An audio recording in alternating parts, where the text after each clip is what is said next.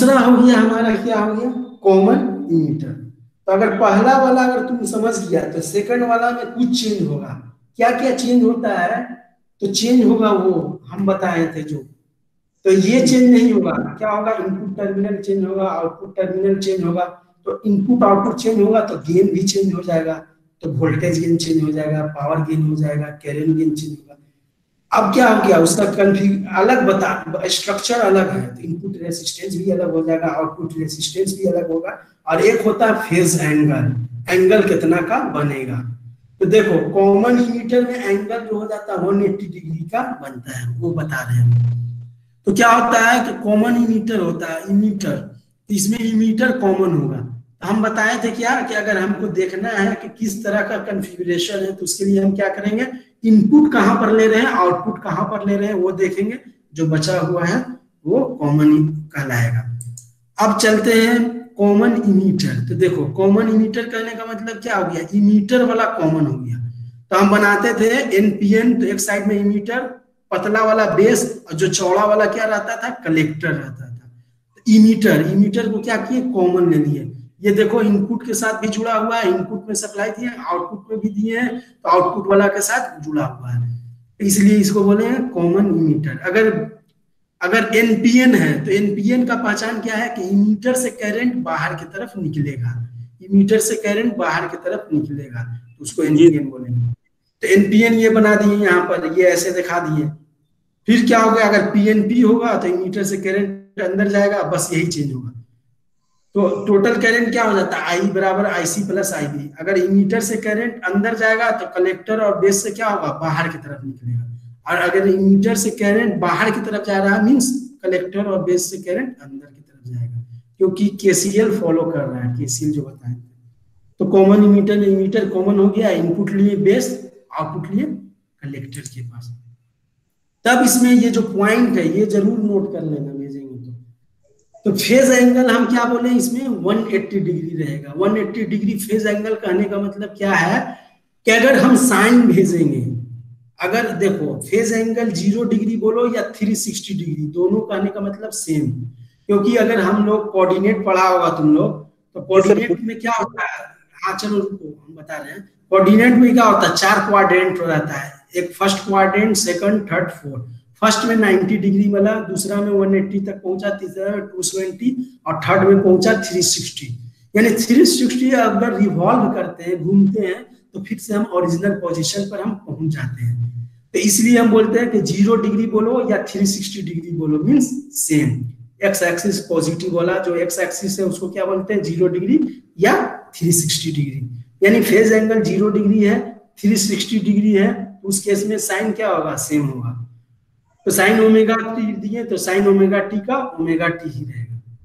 तो अब यहाँ पर क्या बोल रहा है कि 180 डिग्री का फेज डिफरेंस, यानी अगर हमारा साइन था x axis, positive x axis पर, उसमें 180 डिग्री जोड़ देंगे तो सेकंड क्वाड्रेंट में चल जाएगा, तो कितना हो जाएगा, माइनस साइन ओमेगा टी हो जाएगा।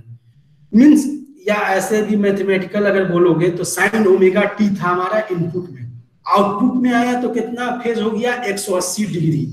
तो 180 डिग्री क्या होगा, एंगल में जाकर के जुट जाएगा। तो साइन ओमेगा टी, पहले क्या था, ओमेगा टी सिर्फ था, मींस उसका एंगल कितना था, 0। ओमेगा टी में 0 जोड़ेगा तो 0 ही ओमेगा टी ही आएगा, मींस पहले क्या था, 0 एंगल था।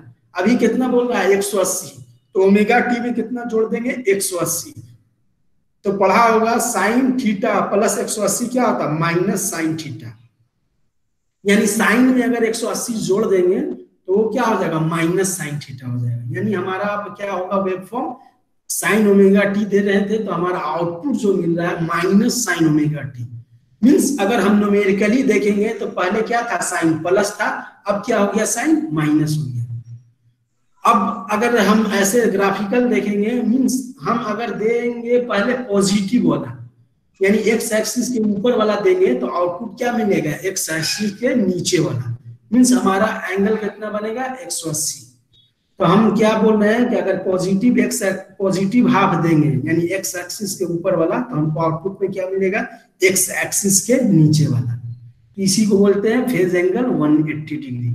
तो कहीं पर भी फेज एंगल 180 डिग्री मींस यही हो गया। ये दोनों इनपुट अगर पॉजिटिव दे रहे हैं तो आउटपुट क्या मिलेगा, निगेटिव। अगर इनपुट अगर निगेटिव दे रहे हैं आउटपुट पॉजिटिव, यानी पोलैरिटी रिवर्स हो जाएगा। अब दूसरा क्या बोले कि कॉमन इमीटर है, तो इसमें इनपुट में क्या रहेगा, बेस, आउटपुट में कलेक्टर। अब इसका वोल्टेज गेन क्या होता है, मीडियम होता है, ना ज्यादा हाई ना ज्यादा लो। करंट गेन भी मीडियम होता है, इसलिए दोनों को मल्टीप्लाई करते हैं तो पावर गेन क्या हो जाता है, हाई हो जाता है। पावर गेन क्या होता है, हाई होता है। और इसका इनपुट इम्पीडेंस और आउटपुट इम्पीडेंस दोनों क्या होता है, मीडियम। दोनों क्या होता है, दोनों अच्छा रहता है, 10 किलो ओम जो हमको चाहिए। इसलिए हम सबसे ज्यादा कॉन्फ़िगरेशन कौन यूज करेंगे, कॉमन इमीटर को। क्यों यूज करते हैं, क्योंकि इसमें पावर गेन क्या होता है, हाई होता है, और इनपुट और आउटपुट रेसिस्टेंस भी सही रहता है, इसलिए हम इसका यूज सबसे ज्यादा करते हैं। अब क्या है कि इसमें भी हम बताए थे क्या, कि जो इसमें इनपुट कैरेक्टरिस्टिक उसी तरह से, जिस तरह से ट्रांजिस्टर में इस तरह से एक्सपोनेंशियली डायोड में इंक्रीज करता है 0.7 या 0.6 वोल्ट, 0.3 या 0.7 वोल्ट के बाद, तो इस तरह से इसमें भी इंक्रीज करेगा। इसमें बेस में क्या था, इनपुट ले रहे हैं, इसलिए हम लोग IB वर्सेस VB इसमें ड्रॉ करते हैं। आउटपुट कैरेक्टरिस्टिक इस तरह से ड्रॉ करेंगे इसमें, तो आउटपुट में क्या हो जाएगा, कलेक्टर, इसलिए आउटपुट करंट क्या हो जाएगा, IC। आउटपुट वोल्टेज तो इमीटर क्या है, कॉमन है, इसलिए कलेक्टर इमीटर के बीच का वोल्टेज ले लेते हैं, तो VCE हो जाएगा। और इस तरह से क्या होगा, पहले लीनियरली इंक्रीज करेगा फिर कांस्टेंट हो जाएगा, जैसे वहां हो रहा था, लीनियरली इंक्रीज करेगा कांस्टेंट होगा, लीनियरली इंक्रीज करेगा कांस्टेंट, लीनियरली इंक्रीज कांस्टेंट, इस तरह से बनेगा।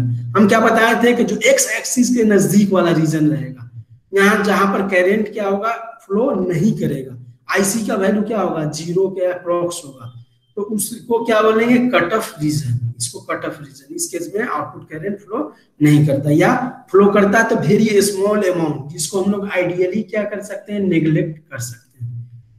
अब क्या बताया, दूसरा सैचुरेशन रीजन। तो सैचुरेशन रीजन क्या बोले थे कि वाई एक्सिस के नजदीक में रहेगा, ये वाई एक्सिस, तो ये हमारा वाई एक्सिस है, उसके नजदीक में ये वाला बनाएगा, तो वाई एक्सिस के इस तरह से नजदीक में ये हो गया, तो वाई एक्सिस के नजदीक में हो गया। इसका वैल्यू यहाँ पर VCE का वैल्यू कितना होता है, 0.2 वोल्ट होता है ऐसे, और उसके लेफ्ट साइड को रीजन को क्या बोलते हैं, सैचुरेशन रीजन, ये वाला तो हो गया। और ये दोनों सैचुरेशन रीजन और कट ऑफ रीजन के बीच वाले रीजन को क्या बोलेंगे, एक्टिव रीजन होंगे। अब इसी को अगर लिखेगा तो जिस तरह से उसमें हम बताए थे, तो उसी तरह से लिखा हुआ है कि एक्टिव रीजन में ये क्या काम करेगा, पावर एम्प्लीफिकेशन की तरह, यानी ये एम्पलीफायर की तरह काम करेगा। इसमें बेस इमीटर फॉरवर्ड और कॉमन बेस क्या होता है, रिवर्स, जिस तरह से सब में था। अब इसमें सैचुरेशन रीजन में क्या है, इसको ऑन स्विच की तरह काम करेंगे, कट ऑफ रीजन में ऑफ स्विच की तरह काम करेंगे। तो इसमें क्या है, देखो इसमें एक होता है इसमें, हाँ, अब इसमें जो करंट गेन होता है, तो कॉमन बेस में क्या है, करंट गेन को हम लोग डिनोट करते हैं किससे, अल्फा से। तो बेस पहले क्या आएगा, कॉमन बेस, तब आएगा कॉमन इमीटर, तब आएगा कॉमन कलेक्टर। इसलिए कॉमन बेस में हम लोग करंट गेन को अल्फा से, कॉमन इमीटर में बीटा से, और कॉमन कलेक्टर में गामा से, यानी अल्फा बीटा गामा, 3 सिंबल का यूज करते हैं। तो बीटा से डिनोट करेंगे कब, जब कॉमन इमीटर रहेगा। तो बीटा को अच्छा से याद रखना, क्योंकि सबसे ज्यादा यूज यही होता है।